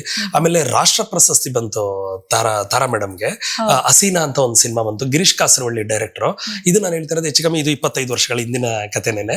ಸೊ ಆ ಸಿನಿಮಾಗಳು ಕೆಲಸ ಮಾಡಿದ್ದು. ಅದಾದ್ಮೇಲೆ ತಮಿಳು ಮರುದವೇಲು ಅಂತ ಒಂದು ಸಿನಿಮಾ ಮಾಡಿದೆ. ಆಮೇಲೆ ಅಂದರಿವಾಡು ಅಂತ ತೆಲುಗು ಸಿನಿಮಾ ಮಾಡಿದೆ. ತಮಿಳು, ತೆಲುಗು, ಹಿಂದಿ ಸೈತಾನ್ ಕೆ ದಾವೂದ್ ಅಂತ ಒಂದು ಸಿನಿಮಾ. ಸುಮಾರು ಸಿನಿಮಾಗಳು ಬೇರೆ ರಾಜ್ಯಗಳಿಗೆ ಹೋಗಿ ಕೆಲಸ ಮಾಡಿದಾಗ ಓಕೆ, ಅಲ್ಲಿ ವಾತಾವರಣ ಹೇಗಿರುತ್ತೆ, ಕಾರ್ಮಿಕರನ್ನ ಎಷ್ಟು ಗೌರವಿಸ್ತಾರೆ, ಮೇಕಪ್ ಕಲಾವಿದರನ್ನ ಎಷ್ಟು ಗೌರವಿಸ್ತಾರೆ, ಈ ತರದ್ದೆಲ್ಲ ನನಗೆ ಅಲ್ಲಿ ತುಂಬಾ ಒಂದು ಅಟ್ರಾಕ್ಷನ್ ಚೆನ್ನಾಗಿತ್ತು. ಬಟ್ ಅನುಭವ, ಮನುಷ್ಯ ಹುಟ್ಟಿದ್ಮೇಲೆ ದೇಶ ಸುತ್ತಬೇಕು ಇಲ್ಲ ಕೋಶ ಓದ್ಬೇಕು ಅಂತ ಹೇಳ್ತಾರಲ್ವಾ, ಆ ಮಾತಿಗೆ ಸಂಪೂರ್ಣವಾಗಿ ನನಗೆ ಅರ್ಥ ಸಿಕ್ತು. ಸೊ ಮನುಷ್ಯ ಆಕ್ಚುಲಿ ಕೆಲಸದ ವಿಚಾರದಲ್ಲಿ ನಾನು ಎಲ್ಲಾ ರಾಜ್ಯಗಳಿಗೆ ಹೋಗಿದ್ದು ಒಂದು ನೆಕ್ಸ್ಟ್ ಲೆವೆಲ್ ಅನುಭವ ತಂದ್ಕೊಡುತ್ತೆ. ನಾವು ಬರೀ ಟ್ರಿಪ್ ಅಂತ ಹೋದಾಗ ಆಗೋ ಅನುಭವನೇ ಬೇರೆ, ಅದು ಜಸ್ಟ್ ಫಾರ್ ಟ್ರೈಲರ್ ತರ ಇರುತ್ತೆ, ಅಷ್ಟು ರಿಯಲ್ ಅನುಭವಗಳಾಗಲ್ಲ. ನಾವು ಕೆಲಸ ಕಾರ್ಯಗಳಿಗೆ ಅಂತ ಹೋದಾಗ ಅಲ್ಲೇ ಸ್ಟೇ ಮಾಡ್ತೀವಿ, ಅಂದ್ರೆ 15 days 1 month ಎಲ್ಲ ಮಾಡ್ತೀವಿ. ಹೈದ್ರಾಬಾದ್ಗೆ ಹೋದಾಗ ಇಲ್ಲಿ ಹೆಂಗೆ ಅಂದ್ರೆ ನಮ್ಮ ಕಾರ್ಮಿಕರಿಗೆಲ್ಲ ಸ್ವಲ್ಪ ಅವಮಾನಗಳು ಜಾಸ್ತಿ ಮಾಡ್ತಾರೆ. ಇಲ್ಲಿ ನಮ್ಮ ಕನ್ನಡ ಇಂಡಸ್ಟ್ರಿಲಿ ಕಾರ್ಮಿಕರು ಅಂತಂದ್ರೆ ಮೇಕಪ್ ಕಲೋ, ಯಾರು ಮೇಕಪ್ ಟಚಪ್ ಬರ್ರಿ, ಈ ತರ ಒಂದು ಕೇವಲ ಮಾಡ್ತಿರ್ತಾರೆ. ಬಟ್ ಹೈದ್ರಾಬಾದಲ್ಲಿ ಆ ತರ ಮಾಡಲ್ಲ. ತುಂಬಾ ಚೆನ್ನಾಗಿ ಕಾರ್ಮಿಕರನ್ನ ಒಂದು ಸಪ್ರೇಟ್ ಕೂರಿಸಿ ಬ್ರೇಕ್ಫಾಸ್ಟ್ ಕೊಟ್ಟು, ಒಬ್ಬ ಸ್ಟಾರ್ ನ ಹೇಗೆ ಟ್ರೀಟ್ ಮಾಡ್ತಾರೋ ಒಬ್ಬ ಕಾರ್ಮಿಕರನ್ನು ಕೂಡ ಅಷ್ಟೇ ಗೌರವಿಸ್ತಾರೆ. ಪ್ರೊಡಕ್ಷನ್ ಅವರಾಗಿರಿಂದ ಒಂದು ಸೆಟ್ ಡಿಪಾರ್ಟ್ಮೆಂಟ್ ಅವರು ಚೇರ್ ಹಾಕೋದ್ರಿಂದ ಹಿಡಿದು ಪ್ರತಿಯೊಬ್ರು ಕಲಾವಿದರುಗಳು ಕೂಡ ತುಂಬಾ ಪ್ರೀತಿಯಿಂದ ಒಂದು ಅಟ್ಯಾಚ್ಮೆಂಟ್, ಒಂದು ಭಾವನೆಗಳು ಚೆನ್ನಾಗಿರುತ್ತೆ. ಸೊ ನನಗೆ ಖುಷಿ ಆಯ್ತು ಆಕ್ಚುಲಿ ಬೇರೆ ರಾಜ್ಯಕ್ಕೆ ಹೋದಾಗ, ತುಂಬಾ ಖುಷಿ ಆಯ್ತು. ಅಫ್ಕೋರ್ಸ್ ನಾವು ಫಸ್ಟ್ ಅಂಬೆಗಾಲ್ ಇಟ್ಟಿದ್ದು ನಮ್ಮ ಕನ್ನಡ ಇಂಡಸ್ಟ್ರಿ ಆಗಿರೋದ್ರಿಂದ ನಮಗೆ ಇಲ್ಲಿ ಪೆಟ್ಟುಗಳು ಬೀಳೋದ್ರಿಂದ ಬೇಗ ಅಲರ್ಟ್ ಆಗ್ತೀವಿ. ಆಕ್ಚುಲಿ ಡೈರೆಕ್ಟ್ ಆಗಿ ಮನುಷ್ಯನಿಗೆ ಸುಖ ಸಕ್ಸಸ್ ಬೇಗ ಸಿಗಬಾರ್ದು. ಆಕ್ಚುಲಿ ಸ್ವಲ್ಪ ಸ್ಟ್ರಗಲ್ ಇದ್ದಾಗ್ಲೇನೆ ಚಂದ. ನಮಗೆ ಇಲ್ಲಿ ಅವಮಾನಗಳು ಮಾಡಿದ್ದು ಬೇಗ ನಾನು ಶೈನ್ ಅಪ್ ಆಗ್ಲಿಕ್ಕೆ ಕಾರಣ ಆಗೋದು. ನಮಗೆ ಎಲ್ಲಿ ಅವಮಾನಗಳು ಜಾಸ್ತಿ ಇರುತ್ತೋ, ಎಲ್ಲಿ ಶತ್ರುಗಳು ಜಾಸ್ತಿ ಇರ್ತಾರೋ ಆ ಜಾಗದಲ್ಲಿ ನಾವು ಬೇಗ ಶೈನ್ ಅಪ್ ಆಗ್ತೀವಿ. ಇದು ತುಂಬಾ ಒಳ್ಳೇದು ಆಕ್ಚುಲಿ. ನನಗೆ ಕನ್ನಡ ಇಂಡಸ್ಟ್ರಿ ಮೇಲೆ ತುಂಬಾ, ನನಗೆ ನನ್ನ ತಾಯಿ ಮೇಲೆ ಎಷ್ಟು ನನಗೆ ಅಭಿಮಾನ, ಪ್ರೀತಿ, ಗೌರವ, ಪ್ರಾಣ ಇದೆಯೋ ಅಷ್ಟೇ ಪ್ರೀತಿ ನನ್ನ ಕನ್ನಡ ಇಂಡಸ್ಟ್ರಿ ಮೇಲೆ ಸಂಪೂರ್ಣವಾಗಿದೆ. ಸರ್, ಇವಾಗ ನೀವು ಕೇವಲ ಸಿನಿಮಾಕ್ಕಷ್ಟೇ ಅಲ್ಲ, ಮದುವೆ ಸಮಾರಂಭಗಳಿಗೂ ಹೋಗಿ ಮೇಕಪ್ ಮಾಡ್ತೀರಾ. ಸೊ ಅಲ್ಲಿನ ಅನುಭವ ಮತ್ತೆ ಇಲ್ಲಿನ ಅನುಭವ ಮತ್ತೆ ಜನ ನೋಡೋ ರೀತಿ ಹೆಂಗಿದೆ ಸರ್? ಸಿನಿಮಾಗೂ ಮದುವೆ ಆರ್ಡರ್ಗಳಿಗೂ ಒಂದು ವ್ಯತ್ಯಾಸ ಇತ್ತು ಮೇಡಮ್. ಏನಿತ್ತು ಅಂತಂದ್ರೆ, ಸಿನಿಮಾ ರಂಗದಲ್ಲಿ ಈಗ ನೀವೊಂದು ಹೀರೋಯಿನ್ ಅನ್ಕೊಳ್ಳಿ, ನಿಮಗೆ ನಾನು ಮೇಕಪ್ ಆಗಿದ್ದಾಗ ನಾನೊಬ್ಬ ಕಾರ್ಮಿಕನಾಗಿರ್ತಿದ್ದೆ. ಪಬ್ಲಿಕ್ ಅಲ್ಲಿ ಹೋಗಿ ಕೆಲಸ ಮಾಡಿದಾಗ ನನ್ನನ್ನೇ ಸೆಲೆಬ್ರಿಟಿ ತರ ನೋಡ್ತಿರ್ತಾರೆ. ಅಲ್ಲಿ ಸೆಲೆಬ್ರಿಟಿ ಜೊತೆ ನಾನೊಬ್ಬ ಕಾರ್ಮಿಕ, ಮೇಕಪ್ ಆರ್ಟಿಸ್ಟ್ ಆಗಿರ್ತೀನಿ. ಬಟ್ ಇಲ್ಲೆಲ್ಲ ಹೇಗೆ ಅಂದ್ರೆ ನನ್ನನ್ನ ಸೆಲೆಬ್ರಿಟಿ ತರ ನೋಡ್ತಿರ್ತಾರೆ. ಯೋಗೀಶ್, ನೀವು ದರ್ಶನ್ ಸರ್ ಪಿಕ್ಚರ್ ಮಾಡಿದೀರಾ, ವಿಷ್ಣುವರ್ಧನ್ ಜೊತೆ ಹೆಜ್ಜೆ ಇಟ್ಟಿದ್ದೀರಾ, ಪುನೀತ್ ಸರ್ ಜೊತೆ ಕೆಲಸ ಮಾಡಿದಿರಾ, ಓ ಮೈ ಗಾಡ್ ಸರ್, ನೀವು ಬಂದಿರೋದೇ ನಮ್ಮ ಅದೃಷ್ಟ ಅಂತಿರ್ತಾರೆ. ನಮಗೆ ಏನಾಗ್ಬಿಡುತ್ತೆ ಅಂದ್ರೆ, ಇಲ್ಲಿ ದೊಡ್ಡ ದೊಡ್ಡ ಸೂಪರ್ ಸ್ಟಾರ್ ಗಳಿಗೆ ಒಂದು ಚಿಕ್ಕ ದುರಂತ ಅಂತಾನು ಹೇಳ್ಬೋದು, ಇದನ್ನ ಪ್ಲಸ್ ಅಂತಾನು ಅನ್ಕೋಬಹುದು, ಮೈನಸ್ ಅನ್ಕೋಬಹುದು. ಇಲ್ಲಿ ದೊಡ್ಡ ದೊಡ್ಡ ಸೆಲೆಬ್ರಿಟಿಗಳಿಗೆಲ್ಲ ನಾವು ವರ್ಷಾನ್ಗಟ್ಲೆ ಕೆಲಸ ಮಾಡಿದ್ರು ಯಾರು ಕೂಡ ನಮ್ಮ ಹುಡುಗರೇ ಸಖತ್ತಾಗಿ ಮೇಕಪ್ ಮಾಡ್ದ, ಒಂದ್ ಸಿನಿಮಾ ಸೂಪರ್ ಡೂಪರ್ ಹಿಟ್ ಆಗುತ್ತೆ ಅನ್ಕೊಳ್ಳಿ, ಅವಾರ್ಡ್ ಬರುತ್ತೆ, ಎಲ್ಲ ಹಿಟ್ ಆಗುತ್ತೆ. ಒಬ್ಳು ಹೀರೋಯಿನ್ ಆಗ್ಲಿ, ಒಬ್ಬ ಹೀರೋಗಳಾಗ್ಲಿ, ಎಲ್ಲೂ ಕೂಡ ಇವ್ನು ನಮ್ಮ ಮೇಕಪ್ ಆರ್ಟಿಸ್ಟ್ ತುಂಬಾ ಚೆನ್ನಾಗಿ ಇಡೀ ಸಿನಿಮಾ ತುಂಬಾ ಹಾರ್ಡ್ ವರ್ಕ್ ಮಾಡ್ದ ನಮ್ಮ ಜೊತೆ ಅಂತ ಒಂದು ಹೇಳಿಕೆನೂ ಕೂಡ ಕೊಡಲ್ಲ. ಬಟ್ ಹೊರಗಡೆ ಏನ್ ಖುಷಿ ಆಗುತ್ತೆ ಅಂದ್ರೆ, ನಾನು ಮಾಡೋದು ಒಂದೇ ದಿವಸ ಇಲ್ಲ 2 ದಿವಸ ಸೇವೆ ಮಾಡ್ತೀನಿ. ಸಂಜೆ 2 hour ಕೆಲಸ ಮಾಡ್ತೀನಿ, ಬೆಳಗ್ಗೆ ಮುಹೂರ್ತಕ್ಕೆ 1-2 hour ಕೆಲಸ ಮಾಡ್ತೀನಿ. ಬಟ್ ಅವರು ಯೋಗಿ ಅಣ್ಣ ಮೇಕಪ್ ಯಾವ ರೇಂಜಿಗೆ ಮಾಡಿದ್ರು ಅಂದ್ರೆ, ನನ್ನ ಲೈಫಲ್ಲಿ ನಾನು ಕೂಡ ಒಂದು ಹೀರೋಯಿನ್ ತರ ಕಾಣಿಸ್ತೀನಿ ಅಂತ ನನಗೆ ಗೊತ್ತೇ ಇರ್ಲಿಲ್ಲ. ಯೋಗಿ ಅಣ್ಣ ಎಷ್ಟು ಚೆನ್ನಾಗಿ ಮಾಡಿದೀರಾ ನೀವು, ನೋಸ್ ಕಟಿಂಗ್, ಚಿಕ್ ಕಟಿಂಗ್ ಅಂತ. ನಾವು ಇಲ್ಲಿ ಹೀರೋಯಿನ್ಗೆ ಎಷ್ಟೇ ಕೇರ್ ತಗೊಂಡ್ರು ನಾವು ಲೇಬರ್ ಆಗೇ ಟ್ರೀಟ್ ಮಾಡ್ತಿರ್ತಾರೆ. ಬಟ್ ಅವ್ರು ಹಂಗಲ್ಲ, ನಮ್ಮನ್ನ ಒಂದು ಸೆಲೆಬ್ರಿಟಿ ತರ ಟ್ರೀಟ್ ಮಾಡ್ತಿರ್ತಾರೆ. ನಾನು ಇಲ್ಲಿ ಇರೋಂತ ಟ್ಯಾಲೆಂಟ್ ಅಲ್ಲಿ ಒಂದ್ ದಿವಸ ತೋರ್ಸೋದ್ರಿಂದ ನನಗೆ ಒಳ್ಳೆ ಗೌರವ, ಒಳ್ಳೆ ಸನ್ಮಾನ. ಮೋಸ್ಟ್ಲಿ ನನಗನ್ಸುತ್ತೆ ಮೇಡಮ್, ಆಲ್ ಓವರ್ ಕರ್ನಾಟಕ ಅಲ್ಲ, ಆಲ್ ಓವರ್ ಇಂಡಿಯಾದಲ್ಲಿ ನೀವು ಗೂಗಲ್ ಅಲ್ಲಿ ಸರ್ಚ್ ಮಾಡಿದ್ರು ಕೂಡ ಎಲ್ಲೂ ಸಿಗಲ್ಲ. ನಾನು ಹೋಗಿ ಮೇಕಪ್ ಮಾಡಿದ್ಮೇಲೆ ನನಗೆ ಸನ್ಮಾನ ಮಾಡಿ ಕಳಿಸ್ತಾರೆ ಪ್ರತಿ ಕಡೆ. ನನಗೋಸ್ಕರ 4,000-5,000 ರೂಪಾಯಿ ಹಾರಗಳು ತಂದಿಟ್ಟಿರ್ತಾರೆ, ಶಾಲ್ ತಂದಿಟ್ಟಿರ್ತಾರೆ.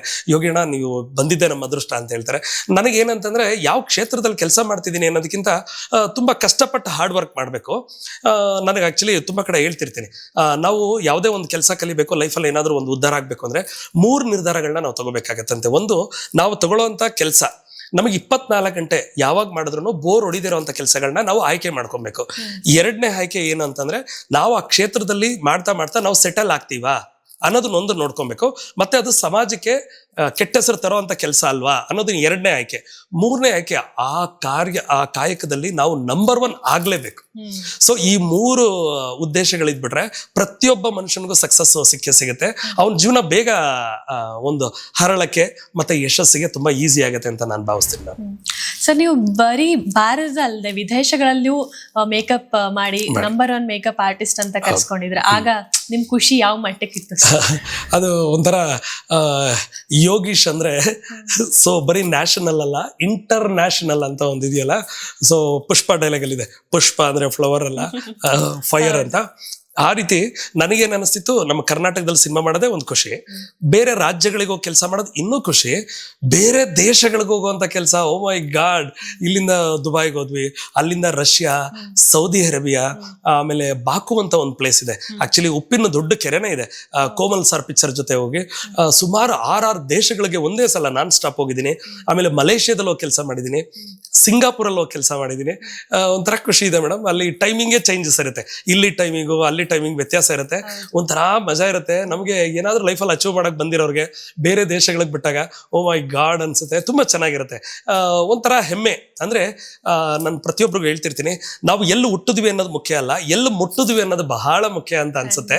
ಸೊ ಹಾಗಾಗಿ ನಾನು ಎಲ್ಲೋ ಒಂದ್ ಕಡೆ ಒಬ್ಬ ಬಡ ಕುಟುಂಬದಲ್ಲಿ, ಒಬ್ಬ ರೈತರ ಕುಟುಂಬದಿಂದ ನಮ್ಮಪ್ಪ ವ್ಯವಸಾಯ ಮಾಡ್ಕೊಂಡು ಜೀವನ ಮಾಡ್ತಿದ್ದು ನಮ್ಮ ತಂದೆಯವರು. ಸೊ ಅಲ್ಲಿಂದ ಇವತ್ತು ಒಂದು ಸ್ಟಾರ್ ಲೆವೆಲ್ಗೆ ಬೆಳಿಬಹುದು ಅಂತ ಅಂದಾಗ ಆಗೋ ಖುಷಿ ಇದೆಯಲ್ಲ ಮೇಡಮ್, ಒಂದು ಅದ್ಭುತ ಅಂತ ಹೇಳ್ಬೋದು. ಸರ್, ನಿಮ್ಗೆ ಇಂಟರ್ನ್ಯಾಷನಲ್ ಸುವರ್ಣ ಐಕಾನ್ ಅವಾರ್ಡ್ ಮತ್ತೆ 6 ನ್ಯಾಷನಲ್ ಅವಾರ್ಡ್ಗಳು ಬಂದಿದ್ವಿ ಅಂತ ಕೇಳ್ಪಟ್ವಿ ಸರ್. ಆಗ ಎಷ್ಟು ಖುಷಿ ಆಯ್ತು ಸರ್? ಅಫ್ಕೋರ್ಸ್ ಮ್ಯಾಮ್, ನಾವು ಆಕ್ಚುಲಿ ನಾನು ಅವಾಗಲೇ ಹೇಳ್ದಂಗೆ ಬರೀ ಊಟಕ್ಕೋಸ್ಕರ ನಾವು ಇಂಡಸ್ಟ್ರಿಗೆ ಬಂದಿದ್ದು, ರೂಪಿಸ್ಕೊಂಡಿದ್ದು. ಇಲ್ಲಿ ಕಾಯಕವೇ ಕೈಲಾಸ ಅಂತ ಅನ್ಕೊಂಡು ಶ್ರದ್ಧೆ, ಭಕ್ತಿಯಿಂದ, ನಿಷ್ಠೆಯಿಂದ ಮೇಕಪ್ ವೃತ್ತಿಲಿ ನನ್ನ ಇಡೀ ಜೀವನನ ನಾನು ತುಂಬ ಮುಡುಪಾಗಿ ಇಟ್ಕೊಂಡು ಕೆಲಸನ ಯಾವ ರೇಂಜಿಗೆ ಪ್ರೀತಿಸ್ತಿದ್ದೆ ಅಂದರೆ ಮ್ಯಾಮ್, ನಾನು ಹೋಗಿ ನೈಟ್ ಮಲಗ್ತಿದ್ದೆ 12:30 1 ಗಂಟೆ ರಾತ್ರಿ ಆಗ್ತಿತ್ತು ನೈಟು. ಮತ್ತೆ ಬೆಳಗಿನ ಜಾವ 3 ಗಂಟೆಗೆ ಎದ್ದೇಳ್ಬೇಕಿತ್ತು.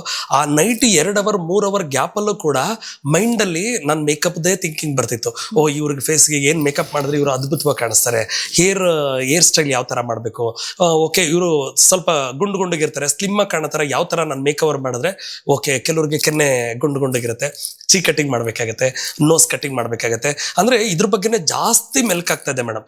ಈ ಥರ ನಾನು ಡೆಡಿಕೇಶನ್, ನನ್ನ ಹಾರ್ಡ್ ವರ್ಕ್ ಸ್ಟಾರ್ಟ್ ಆಗಿದ್ದು ಇವತ್ತು ನಮ್ಮ ದೇಶ ಅಲ್ಲ, ಬೇರೆ ದೇಶದಲ್ಲಿ ಇಂಟರ್ನ್ಯಾಷನಲ್ ಅವಾರ್ಡ್ ಸಿಗುತ್ತೆ ಅಂದರೆ ಅದು ಅಷ್ಟು ಈಸಿ ಅಲ್ಲ ಮೇಡಮ್. ನಾನು ಒಂದು ಸಿನಿಮಾ ಮಾಡಿದೆ, ಯಶ್ ಸರ್ದು. ಯಾವುದು ಅಂತಂದ್ರೆ ಗೋಕುಲ ಅಂತ ಒಂದು ಸಿನಿಮಾ ಮಾಡಿದೆ ಮೇಡಮ್. ಮೊದಲ ಸಲ ಗೋಕುಲ ಮತ್ತೆ ರಾಜಧಾನಿ ಅಂತ ಇವ್ರು ಯಶ್ ಸರ್ದು ಬರುತ್ತೆ ಸಿನಿಮಾ. ಅದರಲ್ಲಿ ನಾನು 75 ದಿವಸ ಯಶ್ ಅವ್ರಿಗೆ, ರಾಕಿಂಗ್ ಸ್ಟಾರ್ ಯಶ್ ಅವ್ರಿಗೆ ನಾನು ಮೇಕಪ್ ಮಾಡ್ತೀನಿ.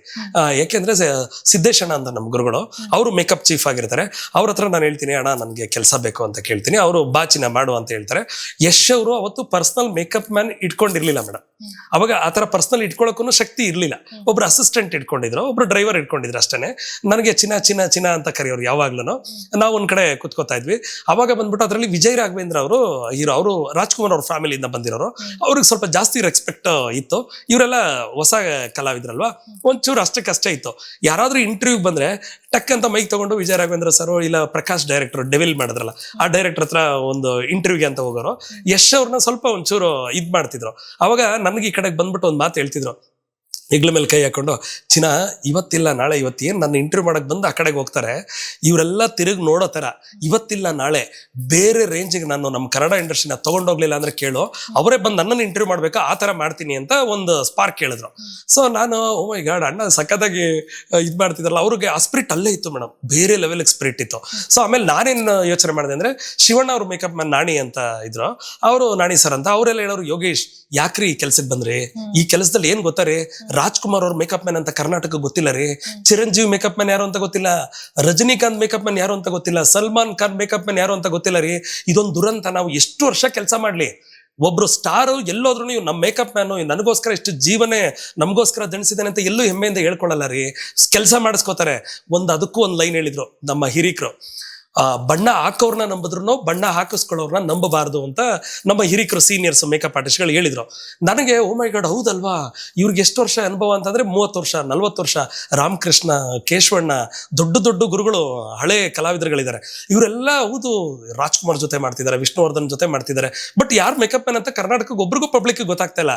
ಇದೆಂತ ದುರಂತದಲ್ಲಿ ಇದೀವಿ ಅಂದ್ಬಿಟ್ಟು ನಾನು ಅವಾಗ ಅದನ್ನ ನೆನ್ಸ್ಕೊಂಡು ಎಷ್ಟು ಸರ್ಗೆ ಒಂದು ಮಾತು ಹೇಳಿದೆ, ಅಣ್ಣ ಈ ತರ ನಮ್ಮ ಮೇಕಪ್ ಮ್ಯಾನ್ಗಳು ಯಾರು ಅಂತ ಪಬ್ಲಿಕ್ ರೆಕಗ್ನೈಸ್ ಮಾಡ್ತಿಲ್ಲ. ನಮ್ಮ ದೇಶ ಅಲ್ಲ, ಬೇರೆ ದೇಶದವ್ರಿಗೂ ನಾನು ರೀಚ್ ಆಗೋ ಥರ ನಾನು ಮೇಕಪ್ ವೃತ್ತಿಲೇ ಇದೇ ಡಿಪಾರ್ಟ್ಮೆಂಟ್ ಅಲ್ಲಿ ಒಂದು ಸ್ಟಾರ್ ಮಟ್ಟಕ್ಕೆ ತಗೊಂಡೋಗ್ತೀನಿ. ಮೇಕಪ್ ಕೆಲಸ ಅಂದ್ರೆ when I was 15 years back ಸ್ವಲ್ಪ ಕೇವಲವಾಗಿ ನೋಡ್ತಾ ಇದ್ರು. ಒಂದು ಹುಡುಗಿ ಬ್ಯೂಟಿಷಿಯನ್ ಅಂದ್ರೆ ಅವಳನ್ನ ನೋಡೋ ರೀತಿನೇ ಬೇರೆ ಇತ್ತು ಸಮಾಜ. ಇದನ್ನು ಹೋಗಲಾಡಿಸ್ಬೇಕು ಅನ್ನೋದು ಎಲ್ಲೇ ಹೋದ್ರು ಒಂದು ಹುಡುಗಿನ ರೇಗ್ಸೋರು, ಅಂದ್ರೆ ಒಂಥರ ಬೇರೆ ಕೆಟ್ಟ ಆಯಾಮದಲ್ಲಿ ನೋಡೋ ಅಂಥದ್ದು ಸಮಾಜ ಈ ತರ ಇತ್ತು. ಮೇಕಪ್ ಆರ್ಟಿಸ್ಟ್ ಅನ್ನೋದು ಒಂದು ಕಲಾತ್ಮಕ ಕೆಲಸ. ಈ ಕಲೆ ಅಷ್ಟು ಈಸಿಯಾಗಿ ಎಲ್ರಿಗೂ ಒಲದ್ ಬರಲ್ಲ ಮೇಡಮ್. ಇದು ಒಂಥರ ದೇವ್ರ ಅನುಗ್ರಹ ಇರಬೇಕು. ಈ ಕಲೆ ಅನ್ನೋದು ದೇವ್ರ ಅಲಂಕಾರ ಮಾಡೋದು, ಹೆಣ್ಮಕ್ಳಿಗೆ ಅಲಂಕಾರ ಮಾಡೋದಿದೆಯಲ್ಲ, ಇದು ಒಂಥರ ನನ್ನ ಜೀವನದಲ್ಲಿ ನಾನು ಅನ್ಕೊಂಡಿರೋದು ಭೂಲೋಕದಲ್ಲಿ ಸ್ವರ್ಗ ಯಾವ್ದಿದೆ ಅಂತಂದ್ರೆ ಈ ಅಲಂಕಾರ ಮಾಡೋ ಕೆಲಸ ಅನ್ನೋದು ನನಗೆ ಅಷ್ಟು ಖುಷಿ ಇದೆ. ಸೊ ಈ ಕೆಲಸನ ಬರೀ ನಮ್ಮ ದೇಶ ಅಲ್ಲ ಪ್ರೌಡ್ ಫೀಲ್ ಮಾಡೋದು, ಬೇರೆ ದೇಶಗಳ ಮಟ್ಟಕ್ಕೆ ನಾನು ತಗೊಂಡೋಗೇ ಹೋಗ್ತೀನಿ ಅಂತ ನಾನು ಅಲ್ಲಿ ಚಾಲೆಂಜ್ ಮಾಡಿದ್ದೆ. ಆಕ್ಚುಲಿ ಏನಾಗೋಯ್ತು ಗೊತ್ತಾ, KGF 1 ರಿಲೀಸ್ ಆಗಿ ಒಳ್ಳೆ ನೇಮು ಫೇಮು ಬಂದ್ಬಿಡ್ತು, 1000 ಕೋಟಿ ಕಲೆಕ್ಷನ್ ಆಗೋಯ್ತು. ಎರಡನೇದಕ್ಕೆ ಅವರು ಚಾಲೆಂಜ್ ಮಾಡಿದ್ರು, ಇದುವರೆಗೂ ನೀವು ನೋಡಿದ್ದು ಭಾಗ 1 ಬರೀ ಪಲ್ಯಗಳ ತರ, ಸೈಡ್ಸ್ ತರ, ಅಸಲಿ ಊಟ, ನೆಕ್ಸ್ಟ್ ಭಾಗ 2 ಬರುತ್ತೆ ಅಂತ ಹೇಳಿದ್ರು. ಓಕೆ ಮಾಡಿದ್ರು, ಅದು ಅದೇ ತರ ಸಕ್ಸಸ್ ಆಗೋಯ್ತು. ಮಲೇಷ್ಯಾದಲ್ಲಿ ಯಶ್ ಅವ್ರನ್ನ ವೆಲ್ಕಮ್ ಮಾಡಿ ಇಂಟರ್ನ್ಯಾಷನಲ್ ಅವಾರ್ಡೇ ಕೊಟ್ಬಿಟ್ರು. ಓ ಮೈ ಗಾಡ್, ನಾನ್ ಬೇರೆ ಅವತ್ತು ಚಾಲೆಂಜ್ ಹಾಕಿದೀವಿ ನಾವು ಕಾಮನ್ ಝೀರೋಲ್ ಇದ್ದಾಗ, ನಾವು ಯಶೋಣ್ಣ ಜೊತೆಲಿ ಕೂತಿದ್ದಾಗ, ಈಗ ನೀವು ನಾವು ಹೇಗಿದೀವೋ ಇದೇ ತರ ಕೂತಿದ್ದಾಗ ಚಾಲೆಂಜ್ ಹಾಕ್ಬಿಟ್ಟಿದ್ದೀನಿ. ಓಕೆ, ನನ್ನನ್ನ ಯಾರಪ್ಪ ಕರೆದು ಇಂಟರ್ನ್ಯಾಷನಲ್ ಅವಾರ್ಡ್ ಕೊಡ್ತಾರೆ, ಚಾಲೆಂಜ್ ಹಾಕೋದು ಈಸಿ, ಅದು ಕಾರ್ಯರೂಪಕ್ಕೆ ತರೋದಿದೆಯಲ್ಲ ತುಂಬಾ ಕಷ್ಟ ಲೈಫಲ್ಲಿ. ಸೊ ಏನ್ ಮಾಡೋದು ಅಂತ ಹಾಗೆ ಇದೆ. ನನ್ನ ಒಂದು ಗೋಲ್ಡನ್ ಟೈಮ್ ಅನ್ಬೋದು, ಡೈಮಂಡ್ ಟೈಮ್ ಅನ್ಬೋದು, ಟಿಕ್ ಟಾಕ್ ಅನ್ನೋ ಒಂದು ಆ್ಯಪ್ ಬರುತ್ತೆ ಮ್ಯಾಮ್. ಈ ಆ್ಯಪ್ ಅಲ್ಲಿ ನನಗೇನಾಗುತ್ತೆ, ಸಿಂಗಿಂಗು, ಹಾಡೋದು, ಡ್ಯಾನ್ಸ್ ಮಾಡೋದು ಇದೆಲ್ಲ ಇತ್ತು. ಈ ಸಿನಿಮಾದಲ್ಲಿ ನಾನು ಈ ತರ ಮಾಡ್ತಿದ್ರೆ ಏನಾದ್ರು ಇವ್ನು ಜಾಸ್ತಿ ಓವರ್ ಆಗಾಡ್ತೇನೆ ಕಣೋ ಅಂತ ಹೇಳೋರು. ಇಲ್ಲೆಲ್ಲ ಹೇಗೆ ಅಂದ್ರೆ, ನೀವು ಹೀರೋಯಿನ್, ನೀವು ಮಾತ್ರ ಡ್ಯಾನ್ಸ್ ಮಾಡ್ಬೋದು, ನೀವು ಮಾತಾಡ್ಬೋದು, ನಾವು ಟೆಕ್ನಿಷಿಯನ್ಸ್ ಮೂಲೆಯಲ್ಲಿ ಸೈಡ್ ತರ ಮೂಲೆ ಗುಂಪಾಗಿ ಇದ್ ಬಿಡ್ಬೇಕು. ಇದೇ ತರ ಇದು ನನಗೆ ಒಂಥರ ಸ್ಪಾರ್ಕ್ ಇತ್ತು. ಈಗಲೂ ನೋಡಿ ಬಿಗ್ ಬಾಸ್ ಅಲ್ಲೆಲ್ಲ ದೊಡ್ಡ ದುರಂತ ಅದೇ, ಯಾವ ದೊಡ್ಡ ಮೀಡಿಯಾಗಳು ತಗೊಳ್ಳಿ, ಯಾವುದೇ ಒಂದು ಪ್ರೋಗ್ರಾಮ್ಗಳು, ರಿಯಾಲಿಟಿ ಶೋಸ್ ತಗೊಳ್ಳಿ, ಬರೀ ಎಲ್ಲ ಆರ್ಟಿಸ್ಟ್ಗಳನ್ನ ಫೇಮಸ್ ಆಗಿರೋರ್ನೇ ಕರೆಸ್ತಾರೋ ಹೊರತು ನಮ್ಮ ಮೇಕಪ್ ಕಾರ್ಮಿಕರನ್ನ, ಲೈಟ್ ಬಾಯ್ಲ್ ಒಬ್ಬರನ್ನ ಕರೆಸಲ್ಲ, ಮೇಕಪ್ ಡಿಪಾರ್ಟ್ಮೆಂಟ್ ಅಲ್ಲಿ ಒಬ್ಬರನ್ನ ಕರೆಸಲ್ಲ, ಪ್ರೊಡಕ್ಷನ್ ಊಟ ಕೊಡೋರ್ನ ಕರೆಸಲ್ಲ, ಕಾಸ್ಟ್ಯೂಮ್ ಅವ್ರನ್ನ ಕರೆಸಲ್ಲ. ಇದು ದೊಡ್ಡ ದುರಂತ. ಇದು ಇಲ್ಲೇ ನಮ್ಮ ಜೊತೆನೆ ಕೆಲಸ ಮಾಡಿಸ್ಕೊಂಡು ಬೇರೆಯವರೆಲ್ಲೂ ಇಲ್ಲ, ತುಳಿಯೋರು ಯಾರು ಇಲ್ಲ ಅಂದ್ರೆ ನಮ್ಮವ್ರನ್ನ ನಾವೇ ತುಳಿತಾರೆ ಅಂದಂಗೆ ಈ ತರ ಮಾಡೋರು. ಇದಕ್ಕೊಂದು ನನಗೆ ಒಂದು ಸ್ಪಾರ್ಕ್ ಇತ್ತು ಮೇಡಮ್, ಏನಾದ್ರೂ ಒಂದು ಮಾಡ್ಬೇಕು ಅಂತ ಈ ಟಿಕ್ ಟಾಕ್ ವೇದಿಕೆನ ನಾನು ಚೆನ್ನಾಗಿ ಬಳಸ್ಕೊಂಡೆ. ಹಾಡು ಹೇಳೋದು, ಇಲ್ಲ ವಾಸ್ತು ಬಗ್ಗೆ ಮಾತಾಡೋದು, ನನಗೆ ಈ ಸಂಖ್ಯಾಶಾಸ್ತ್ರದ ಬಗ್ಗೆ ಎಲ್ಲ ಒಂಚೂರು ಐಡಿಯಾಗಳಿತ್ತು. ಅದು ಮತ್ತೆ ಮೇಕಪ್ ಮಾಡೋದು ಎಲ್ಲ ವಿಡಿಯೋಗಳು ಮಾಡಿ ಅಪ್ಲೋಡ್ ಮಾಡ್ತಾ ಇದ್ದೆ. ಅಲ್ಲಿ ಒಂದೊಂದು ವಿಡಿಯೋ ಮಾಡ್ಬಿಟ್ರೆ ಮೇಡಮ್ 10 million ವ್ಯೂಸ್ ಹೋಗ್ತಿತ್ತು. ಇವತ್ತೇನು ಬಿಗ್ ಬಾಸ್ ಅಲ್ಲಿ ಗಿಲ್ಲಿ ನಿಮ್ಗೆ ಬರೀ 1 million ಹೋಗಿರೋದಕ್ಕೆ ಅಷ್ಟೊಂದು ಖುಷಿ ಪಡ್ತಾ ಇದ್ದೀರಾ, ಇದು ನನಗೆ 10 ವರ್ಷದಿಂದಾನೇ ಆಗಿತ್ತು ಮೇಡಮ್. ನನ್ನ ವಿಡಿಯೋಗಳು ಬಿಟ್ರೆ ರಾತ್ರಿ 10 million ವ್ಯೂಸ್ ಹೋಗ್ತಿತ್ತು. ಈಗಲೂ ಕೆಲವೊಂದು ಆ್ಯಪ್ಗಳಲ್ಲಿ ಮಿಲಿಯನ್ ವ್ಯೂಸ್ ಈಗಲೂ ಪ್ರೆಸೆಂಟ್ ಕೂಡ ಇದೆ. ಮೋಜಲ್ ಇರ್ಬೋದು, ಮೋಜಲ್ಲೆಲ್ಲ ನಮ್ಗೆ ದುಡ್ಡುಗಳು ಅರ್ನಿಂಗ್ ಬರ್ತಾ ಇತ್ತು. ಎಷ್ಟೋ ಜನ ಇವ್ರಿಗೆ ಏನ್ ಮಾಡಕ್ಕೆ ಇಲ್ಲದೆ ರೀಲ್ಸ್ ಮಾಡ್ಕೊಂಡು ಕುತ್ಕೋತಾರೆ ಅಂತ ಆಡ್ಕೋತಾ ಇದ್ರು. ಇವತ್ತು ಅವ್ರುಗಳೇ ಬಂದು, ಸರ್ ನಮ್ಮ ಮಕ್ಳಿಗೂ ನಿಮ್ ಜೊತೆ ಅವಕಾಶ ಕೊಡಿ ಸರ್ ಅನ್ನೋ ರೇಂಜ್ಗೆ ಆಗ್ಬಿಟ್ಟಿದೆ. Social media it is not ordinary, it is very extraordinary. Big celebrity super ಸ್ಟಾರ್ಗಳು ಕೂಡ ಮೀಡಿಯಾ ಮುಂದೆ ಕುತ್ಕೋತಾರೆ ಅಂದ್ರೆ ಮೀಡಿಯಾಗೆ ಅಷ್ಟು ಪವರ್ ಇದೆ ಸೋಷಿಯಲ್ ಮೀಡಿಯಾಗೆ. ಹಾಗಾಗಿ ಅದರಿಂದ ನಾನು ಟಿಕ್ ಟಾಕ್ ಇಂದ ನನ್ನ ಟ್ಯಾಲೆಂಟ್ ಎಲ್ಲ ತೋರಿಸ್ಕೊಂಡು, ಓ ಯೋಗಿಯಣ್ಣ ಬಾಯ್ಸ್ ಮೇಕಪ್ ಮಾಡ್ತಾರೆ ಅಂತ ನಮ್ಗೆ ಗೊತ್ತೇ ಇರ್ಲಿಲ್ಲ ಅಣ್ಣ ಇದುವರೆಗೂ. ಎಷ್ಟೋ ಜನ ಗೊತ್ತಿಲ್ಲ ನೋಡಿ, ಕರ್ನಾಟಕದಲ್ಲಿ ಒಂದು ರೂಲ್ಸ್ ಇದೆ, ಏನಂದ್ರೆ ಬಾಯ್ಸೇ ಮೇಕಪ್ ಮಾಡ್ಬೇಕು, ಫಿಮೇಲ್ಸ್ ಮೇಕಪ್ ಆರ್ಟಿಸ್ಟ್ ಆಗಿ ವರ್ಕ್ ಮಾಡಬಾರ್ದಂತ ರೂಲ್ಸ್ ಇದೆ ನಮ್ಮ ಕನ್ನಡದಲ್ಲಿ, ತೆಲುಗಲ್ಲಿ, ತಮಿಳಲ್ಲಿ. ಇದು ಕರ್ನಾಟಕ ಜನತೆಗಳಿಗೆ ಗೊತ್ತಿಲ್ಲ. ಬ್ಯೂಟಿಷಿಯನ್ ಅಂದ್ರೆ ಪಾರ್ಲರ್ ಅವರು ಮೇಕಪ್ ಮಾಡ್ತಾರೆ, ಲೇಡೀಸೇ ಮಾಡ್ಬೇಕು ಅನ್ನೋ ಒಂದಿತ್ತು. ಈ ಲೇಬಲ್ ನ ಹೋಗ್ಲಾಡಿಸಿ ಬರೀ ನಾವು ಸಿನಿಮಾದವ್ರಲ್ಲ, ಹೊರಗಡೆಗೆ ಬಂದ್ರೆ ನಮ್ದು ಒಂದು ಅಲ್ಟಿಮೇಟ್ ವರ್ಕ್ ಇದೆ ಅಂತ ತೋರಿಸ್ಕೊಡ್ಬೇಕು ಅಂದ್ಬಿಟ್ಟು ಟಿಕ್ ಟಾಕ್ ಅಲ್ಲಿ ಮದ್ವೆಗಳಿಗೆಲ್ಲ ಹೋಗಿ ಮೇಕಪ್ ಮಾಡೋದು, ಅಲ್ಲಿ ರಿವ್ಯೂಸ್ ಅನ್ನ ಡೈರೆಕ್ಟ್ ಆಗಿ ಹೇಳೋದು. ಎಲ್ಲರೂ ತುಂಬಾ ಖುಷಿ ಪಡೋರು. ಯೋಗಿಯಣ್ಣ ನೀವು ಬಂದು ನನ್ನ ಮದ್ವೆಗೆ ಮೇಕಪ್ ಮಾಡ್ಲಿಲ್ಲ ಅಂದ್ರೆ ನಾನ್ ಮದ್ವೆನೇ ಆಗಲ್ಲ ಅನ್ನೋ ರೇಂಜ್ಗೆ ಹೆಣ್ಮಕ್ಳು ನನ್ನನ್ನು ಗೌರವಿಸ್ತಾರೆ. ಎಲ್ಲೇ ಹೋದ್ರೂ ಒಂದು ಪ್ರೀತಿ, ವಿಶ್ವಾಸ, ಸನ್ಮಾನ, ಗೌರವ. ಸೋಷಿಯಲ್ ಮೀಡಿಯಾದಲ್ಲಿ ಯೂಶಲಿ ಭಯ ಬೀಳ್ತಿರ್ತಾರೆ, ಹೆಂಗ್ ನಂಬೋದು ಅವ್ರನ್ನ, ಎಲ್ಲಿ ಉಲ್ಟಾ ಹೊಡೆದ್ಬಿಟ್ರೆ ದುಡ್ಡು ಹಾಕ್ಸ್ಕೊಂಡು, ಈ ಭಯ ಎಲ್ಲ ಇರುತ್ತೆ. ನನ್ನನ್ನು ನೋಡಿದ್ರೆ ಆ ಥರ ಭಯನೇ ಪಡಲ್ಲ. ಅಣ್ಣ ಸ್ವಂತ ನಮ್ಮ ಅಣ್ಣನಿಗಿಂತ ಹೆಚ್ಚಾಗಿ ನಿಮ್ಮಲ್ಲಿ ನಂಬಿಕೆ ಇದೆ ಅಣ್ಣ ಅಂತಾರೆ.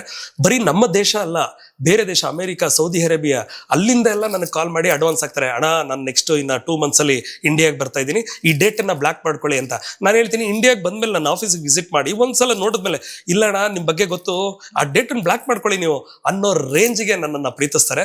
ಒಂಥರ ಖುಷಿ ಆಗುತ್ತೆ. ಅದರಲ್ಲೂ ಇಂಟರ್ನ್ಯಾಷನಲ್ ಅವಾರ್ಡ್ ತಗೊಳ್ಳೋ ರೇಂಜ್ ಬೆಳೆದ್ನಲ್ಲ, ಅದು ಓ ಮೈ ಗಾಡ್. ಯಶ್ ಅವ್ರಿಗೆ ನಾನು SRಗೆ ಒಂದು ಮಾತು ಹೇಳಿದ್ನಲ್ಲ, ಅವರು ಇಂಟರ್ನ್ಯಾಷನಲ್ ಅವಾರ್ಡ್ ಆಯ್ತು.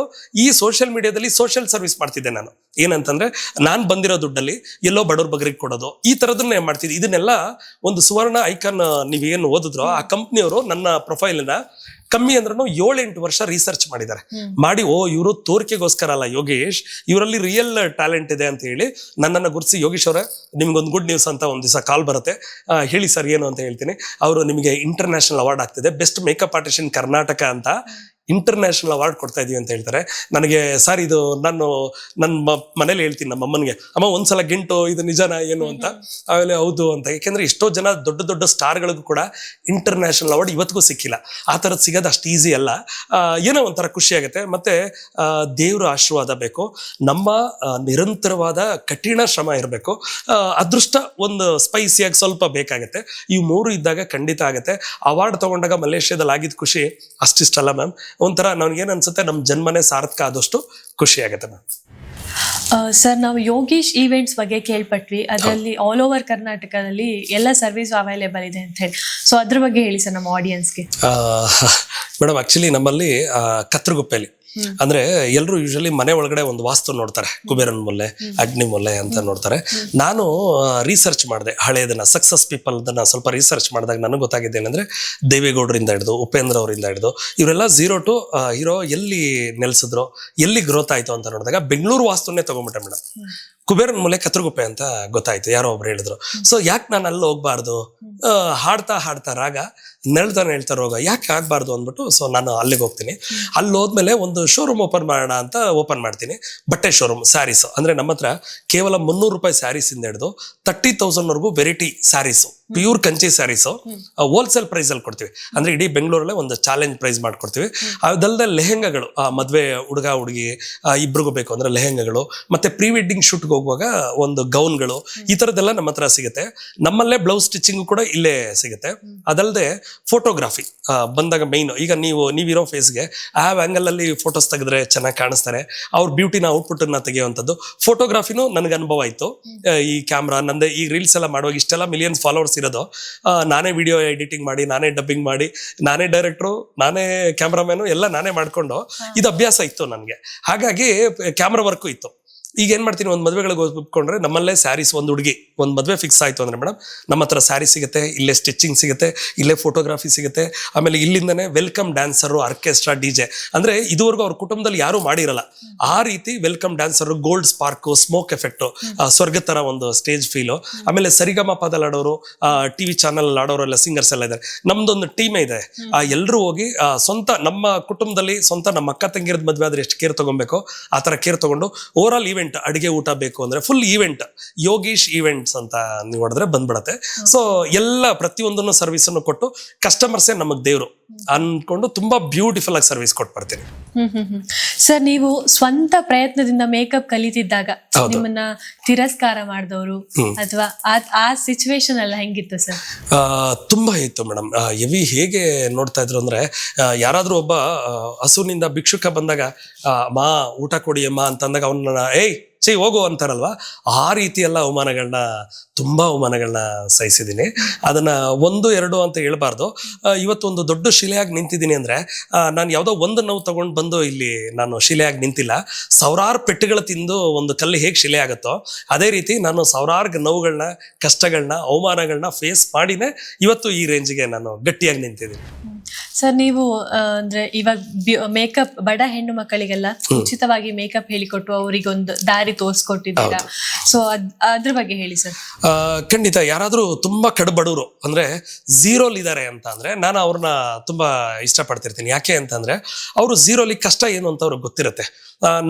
ನನ್ಗನ್ಸಿದ ಪ್ರಕಾರ 2 ಕಡೆ ನಾನು ಇರಕ್ಕೆ ಇಷ್ಟಪಡ್ತಿರ್ತೀನಿ. ಒಂದು, ಒಬ್ರು ಲೈಫಲ್ಲಿ ನಾನು ಎಂಟ್ರಿ ಆದ್ರೆ ಅವ್ರ ಪಾಲಿಗೆ ನಾನು ದೇವ್ರಾಗ್ಬೇಕು. ಅವ್ರು ಝೀರೋಲ್ ಇದ್ರು ಬರೀ ಗಾರ್ಮೆಂಟ್ಸ್ಗೆ ಹೋಗಿ 5,000-6,000 ರೂಪಾಯಿ ಕೂಲಿ ಮಾಡೋರ್ನು ಕರ್ಕೊಂಡು ಬಂದು ಕೋಟ್ಯಾಧೀಶರು ಆಗೋ ತರ ಚೇಂಜಸ್ ಮಾಡಿದ್ದೀನಿ ನಾನು. ಈಗ ಸ್ವಂತ ಮನೇಲಿದ್ದಾರೆ, ಇವತ್ತು ಕಾರು, ಆಫೀಸು, ಅವರೇ ಮನೆ ಕಟ್ಟಿಸಿ ಆ ಥರ ಎಲ್ಲ ಅವ್ರ ಮಗಳು, ಒಂದು ಹೆಣ್ಮಗು ಏನು ಮಾಡೋಕ್ಕಾಗಲ್ಲ, ಮದುವೆ ಆದಮೇಲೆ ಕೊಟ್ಟೆಣ್ಣು ಕುಲ್ಕೊರ್ಗು ಅಂತ ಕಣ್ಣೀರು ಇಡ್ತಿರ್ತಾರೆ. ಅಂಥ ಟೈಮಲ್ಲಿ ಅವರು ತುಂಬ ಕಣ್ಣೀರು ಹಾಕೊಂಡು ನನಗೆ ಕಷ್ಟ ಹೇಳ್ತಾರೆ. ನಾನು ಮೇಡಮ್ ಹಳ್ಬೇಡಿ, ಧೈರ್ಯವಾಗಿರಿ, ನೀವು ಈ ಥರ ಮಾಡ್ತೀರಾ, ಏನಾದರೂ ಚಾಲೆಂಜಿಂಗ್ ಆಗಿ ತೊಗೊಂಡು ಖಂಡಿತ ಮಾಡ್ತೀನಿ, ದಯವಿಟ್ಟು ಹೇಳಿ ಅಂತ ನಾನು ಅವ್ರಿಗೊಂದು ಟಾಸ್ಕ್ ಹೇಳ್ತೀನಿ. ಒಂದು ದಿವ್ಸಕ್ಕೆ ಹೋದರೆ 5,000 to 10,000 ದುಡಿಯೋ ಥರ ನಿಮ್ಗೊಂದು ಕೆಲಸ ಹೇಳ್ಕೊಡ್ತೀನಿ ಅಂತ. ಅವರು ಆಡ್ಕೋತಾರೆ, ನಾನು ಓದಿರೋದೇ 6th standard ಸರ್, ಗಾರ್ಮೆಂಟ್ಸ್ಗೆ ಹೋದ್ರೆ 6,000 to 7,000 ರೂಪಾಯಿ ತಿಂಗ್ಳಿಗೆ ಕೊಡ್ತಾರೆ, ನೀವು ಒಂದು ದಿವಸಕ್ಕೆ 5,000 to 10,000 ಆದರೆ ನೀವು ಸರ್ ನೀವು ನನ್ನೇನೋ ಫೂಲ್ ಮಾಡ್ತಾ ಇದ್ದೀರಾ ಅಂತ. ಇಲ್ಲಮ್ಮ ಖಂಡಿತ ಆಗುತ್ತೆ ಬನ್ನಿ ಅಂತ ಹೇಳಿ ಈ ಮೇಕಪ್ ಕೆಲಸನ ಹೇಳ್ಕೊಡ್ತೀನಿ. ಅವ್ರು ಇವತ್ತು ಅವ್ರ ತಾಯಿ ಹೇಳ್ತಾರೆ, ಯೋಗೀಶ್ ಅವರೇ ನೀವೊಬ್ಬರು ಇಲ್ಲ ಅಂತ ಅಂದಿದ್ದಿದ್ರೆ ನಮ್ಮ ಮನೇಲಿ ಇವತ್ತು ಈ ಸಕ್ಸಸ್ ಸಿಗ್ತಿರ್ಲಿಲ್ಲ, ನಮಗೇನಾದ್ರೂ ಭೂಲೋಕದಲ್ಲಿ ದೇವ್ರು ಇದ್ದಾನೆ ಅಂತ ಗೊತ್ತಾಗಿದ್ದೇನೆ ನಿಮ್ಮಿಂದ. ದೇವರು ಎಲ್ಲಾ ಕಡೆ ಬಂದು ಇರಕ್ಕಾಗಲ್ಲ ಅಂತ ನಿಮ್ಮ ತರ ಒಳ್ಳೆ ವ್ಯಕ್ತಿಗಳನ್ನ ಬಿಟ್ಟಿರ್ತಾರೆ, ನೀವು ನಮಗೆ ಸಿಕ್ಕಿದ್ದು ಪೂರ್ವ ಜನ್ಮದ ಪುಣ್ಯ. ಇವತ್ತು ಸಂಜೆ 6 ಗಂಟೆಯಲ್ಲಿ ದೀಪ ಹಚ್ಚುತ್ತೀವಿ ನಮ್ಮ ಮನೇಲಿ, ಬೆಳಗ್ಗೆ ಸಂಜೆ ದೀಪ ಹಚ್ಚುತ್ತಿರ್ತೀವಿ. ಹಚ್ಚುವಾಗ್ಲೂ ಕೂಡ ನಿಮ್ಮ ಹೆಸರು ಹೇಳ್ಕೊಂಡು ಯೋಗೀಶ್ ಚೆನ್ನಾಗಿರ್ಲಪ್ಪ ಅಂತ ನಾನು ದೀಪ ಹಚ್ಚುತ್ತೀನಿ ಯೋಗೀಶ್. ಅದಕ್ಕೆ ಕಾರಣ ನೀವೇನೆ. ನನ್ನ ಮಗಳು ಓದಿಲ್ಲ ಅಂತ ತುಂಬಾ ಟೀಕೆ ಮಾಡ್ತಿದ್ರು, ಗಾರ್ಮೆಂಟ್ಸ್ಗೆ ಹೋಗಿ ತಿಂಗಳೆಲ್ಲ 6,000 ರೂಪಾಯಿ ದುಡಿತಿದ್ದಳು. ನೀವು ನಂಬಲ್ಲ, ಅದೇ ಹುಡುಗಿ ಕೆಲಸ ಹೇಳ್ಕೊಟ್ಟ ಮೇಲೆ ಕೇವಲ 2 to 3 ತಿಂಗಳಲ್ಲಿ ನನ್ನನ್ನೇ ಅಸಿಸ್ಟೆಂಟ್ ಆಗಿ ಕರ್ಕೊಂಡು ಹೋಗ್ತಾರೆ. ಕರ್ಕೊಂಡೋಗಿ ಅವ್ರು 1,10,000 ರೂಪಾಯಿ ಆರ್ಡರ್ ಒಪ್ಕೋತಾರೆ. ಒಪ್ಕೊಂಡು ನನಗೆ ಪೇಮೆಂಟ್, ನನಗೆ 5,000 ರೂಪಾಯಿ ಕೂಲಿ ಮಾತ್ರ ಕೊಡಮ್ಮ, ಮಿಕ್ಕಿದ್ ನಿಮ್ದು ತಗೊಳ್ಳಿ ಅಂತ ಕೊಡ್ತೀನಿ. ಅವ್ರಿಗೆ ಆಶ್ಚರ್ಯ ಆಗ್ಬಿಡುತ್ತೆ, ಈ ತರ ಎಲ್ಲ ಮಿರಾಕಲ್ ನಡೆಯುತ್ತಾ ಅನ್ನೋದು ಒಂದು ಮಿರಾಕಲ್ ನಡೆಯುತ್ತೆ. ಆಮೇಲೆ ನಾನು ಕೆಲವೊಂದೊಂದು ಗೊತ್ತಾಗ್ಬಿಡುತ್ತೆ ಅವ್ರಿಗೆ ಕಷ್ಟದಲ್ಲಿರೋದು. ಈಗಲೂ ಅವರು ನನ್ನನ್ನು ದೇವ್ರ ತರನೇ ಟ್ರೀಟ್ ಮಾಡ್ತಾರೆ. ಸೊ ಹಾಗಾಗಿ ಒಬ್ಬರು ಲೈಫಲ್ಲಿ ನಾನು ಎಂಟ್ರಿ ಆದ್ರೆ ಒಂದು ದೇವ್ರಾಗ್ಬೇಕು, ಇಲ್ಲ ಹೀರೋ ಆಗ್ಬೇಕು. ಈ 2 ಜಾಗದಲ್ಲಿ ನಾನು ಹೋಗಕ್ಕೆ ಇಷ್ಟಪಡ್ತೀನಿ. ತುಂಬಾ ಬಡವ್ರಿಗೆ ಮಾತ್ರ ಕರ್ಕೊಂಡ್ಬಂದು ಮೇಕಪ್ ಕೆಲಸನ ಫ್ರೀಯಾಗಿ ಹೇಳ್ಕೊಟ್ಟಿರೋ ದಿನಗಳು ಇದೆ. ಇವಾಗ ಮೇಕಪ್ ಕ್ಷೇತ್ರಕ್ಕೆ ಬರಬೇಕು ಅನ್ಕೊಂಡಿರುವಂತ ಯುವಕ ಯುವತಿಯರಿಗೆ ನೀವೇನಾದ್ರೂ ಟಿಪ್ಸ್ ಕೊಡಕ್ಕೆ ಇಷ್ಟಪಡ್ತೀರಾ? ಹೀರೋ ಅಂತ ಒಂದು 50% ಪ್ರೀತಿಸಿದ್ರೆ ದೇವತಾ ಮನುಷ್ಯ ಅಂತ 1000 ಪಟ್ಟು ಪ್ರೀತಿಸೋ ಅಂತ ಜನಗಳು ಇಡೀ ಕರ್ನಾಟಕದಲ್ಲಿ ಮೊದಲನೇ ಗುರು ಯಾರು ಅಂತಂದ್ರೆ ನನ್ನ ಜನ್ಮ ಕೊಟ್ಟ ತಂದೆ. ಅವರು ಅನ್ಕೊಂಡಿದ್ರು, ಈ ನನ್ನ ಮಗ ದೊಡ್ಡವನಾದ್ಮೇಲೆ ಏನೋ ಒಂದು ಮಾಡ್ತಾನೆ ಇವನು, ಇಡೀ ಕರ್ನಾಟಕದಲ್ಲಿ ಏನೋ ಒಂದು ಫೇಮಸ್ ಆಗೋ ಥರ ಮಾಡ್ತಾನೆ ಅಂತ ನಮ್ಮ ತಂದೆಗೆ ಒಂದು ತುಂಬ ಒಪ್ಸಿತ್ತು. ಅದೇ ರೀತಿ ಈ ಹೆಸರು ಬದಲಾವಣೆ ಮಾಡ್ಕೊಳ್ಳೋದ್ರಿಂದ ನೀವು ಸಿನಿಮಾ ರಂಗದಲ್ಲಿ ಆಗ್ಬೋದು, ಹೊರಗಡೆ ಬಿಸ್ನೆಸ್ ಆಗಿರ್ಬೋದು, ಯಾವುದೇ ರಂಗದಲ್ಲಿ ಬೆಳಿಬೇಕು ಅಂದ್ರೂ ಈ ಸಂಖ್ಯಾಶಾಸ್ತ್ರ ಅನ್ನೋದು ಬಹಳ ಮುಖ್ಯ. ಇದನ್ನ ನಂಬಿರೋರು ಮಾತ್ರ ಇದು ಸ್ವರ್ಗ ಗೊತ್ತು.